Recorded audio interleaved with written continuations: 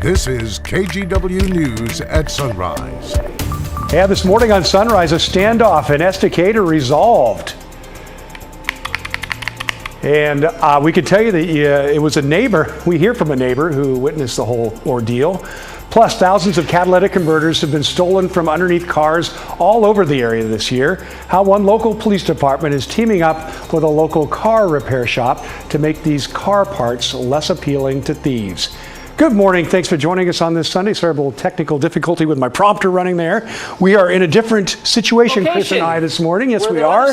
We're in the Weather Center. Studio's getting some work. It's good to be with you out here in the newsroom. Good to see you. Yeah, good to see you too. It is. I'm a happy day. Yeah, a little bit of smoke too, right? I was smelling it a little bit yesterday afternoon. Yeah, the air quality is kind of an issue again today. The live look here from our Wells Fargo sky camera, you can see obviously it's still pretty hazy out there. Sun up in about 19 minutes. And yeah, air quality is top of mind, of course, when you look at that shot. Right now, orange dots showing up in some parts of the metro area. Orange representing what the DEQ deems as unhealthy for sensitive groups. So those of you with respiratory ailments, the very old and the very young, or you know what, even if you just have a cold, that smoke in the air will probably make it, make your nose a little extra runny. So limit your time outside today if you can. Dense fog advisory at the Oregon coast until 11 a.m. The fog not as thick inland today as it was yesterday and certainly Friday, right? So it should burn off a little sooner in town. Hazy sun in the forecast again today. Record warmth in the forecast again today. 84, the record 83 set back in 1996. Your full 7-day forecast coming up in just a few minutes. All right, Chris, thanks a lot. Well, Saturday saw some tense moments in Estacada. A standoff has been resolved after authorities got a woman out of a home that wasn't hers. KGW's Art Edwards takes us there. This caused quite a stir in Estacada. It started about 11:30, 12 o'clock. It all happened at that house behind me on Southeast Current. There were two young guys who were outside at a picnic table in the front yard of the house. They tried to go back inside the house, but the door was locked. They could hear someone inside. They decided to break in the door to see what was going on. When they went inside, they found a woman inside, and she was holding a knife. She threatened to cut herself, so they backed out of the house. That's when some of the neighbors in the area started to show up to see what was going on. I was riding my one wheel through here. I saw all the SWAT behind the fire station, so I was looking around, and I saw them all right here. And the boyfriend of that lady was standing here freaking out. Sheriff's deputies were here for several hours trying to get the woman to come out of the house. Neighbors took video of the scene as law enforcement took control of the situation. They had a bullhorn. They were saying, come on out. They eventually said, you're under arrest. And then they had dogs and all sorts of stuff. I saw them carrying these flashbang dropping devices and stuff.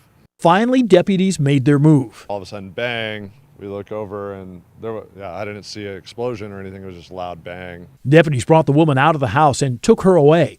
No one in the house was injured. People living and working in Estacada say it's not the kind of thing that you see every day. Reporting from Estacada, Art Edwards, KGW News. Well, we now know that the deadly fire which burned a senior living center in St. Helens was human-caused and accidental. Columbia River Fire also confirmed the explosion that happened was because of oxygen tanks stored in the apartment where the fire started. Now, in this video, you see officers rushing in. Those are police officers there to save people inside the Columbia Hills Retirement Center Wednesday morning. One person did not make it and died at the scene. Well, thousands of catalytic converters have been stolen from underneath cars all over the area this year, and Tigard is a hotspot for these thefts. Now the Tigard Police Department, along with a local auto repair shop, are working to make catalytic converters less appealing to thieves. Blair Best explains how marking them with paint could make a difference. There is a steady flow of cars outside the Tigard SUV and auto repair shop. As crews spray painted, we'll do a template of either like Tigard PD or Tigard Police if we're able to. And carved identification numbers into nearly 50 catalytic converters, all for free. What we're trying to do is actually be preventative instead of reactionary to the increased numbers of catalytic converter thefts. Last year, 222 catalytic converters were stolen in Tigard. So far this year, there have been 157 reported thefts.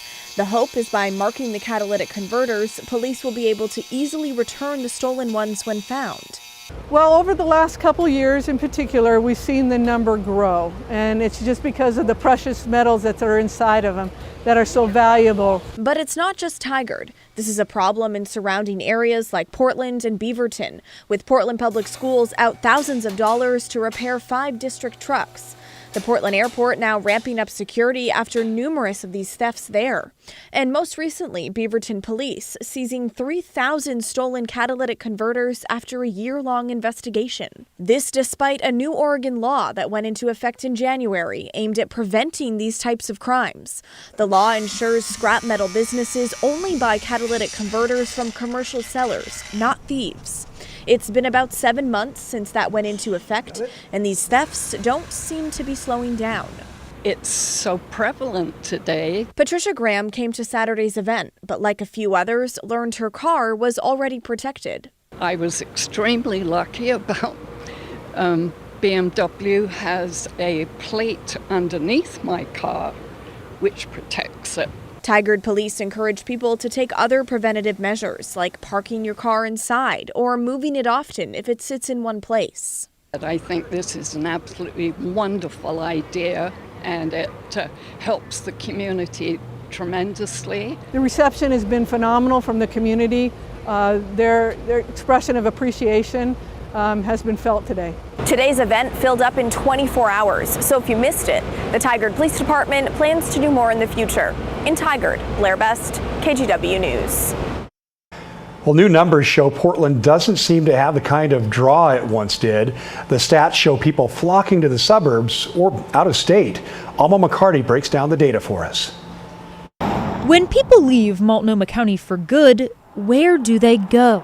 Our partners at the Portland Business Journal found out. Data from the IRS shows more tax filers are moving out than they are moving in. From 2019 to 2020, Multnomah County lost nearly 2,000 tax filers, and the people moving out tend to make far more money than the newcomers. The analysis also shows most are moving to Clackamas County, then to Washington County, and in third across the Columbia to Clark County. Those with the highest level of income are relocating to Deschutes County. Numbers also show many are heading to California, to Arizona, and to Texas.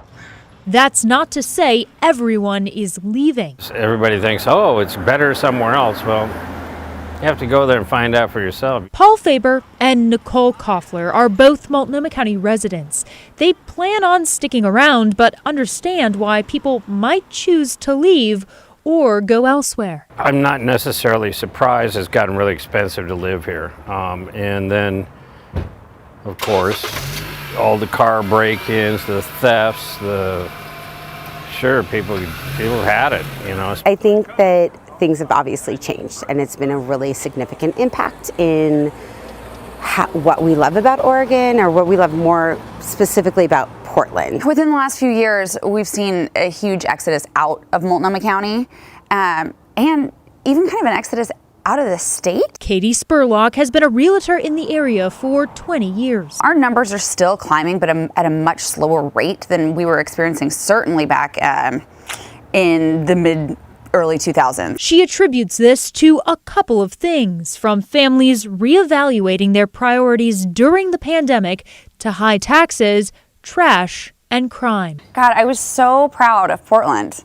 You know, it's like the sleepy town that we grew up in all of a sudden is bustling. Yeah, it's a little bit embarrassing as it is right now, but it has to come back. It just has to. Well, in terms of the people who are moving in, Spurlock says it's typically younger people who don't mind issues with crime and homelessness as much. Many are here for the big city and the excellent food scene that still exists. Well, just 2 minutes away on Sunrise, how one entrepreneur is lending a helping hand to make other people's business goals come true. We'll be right back.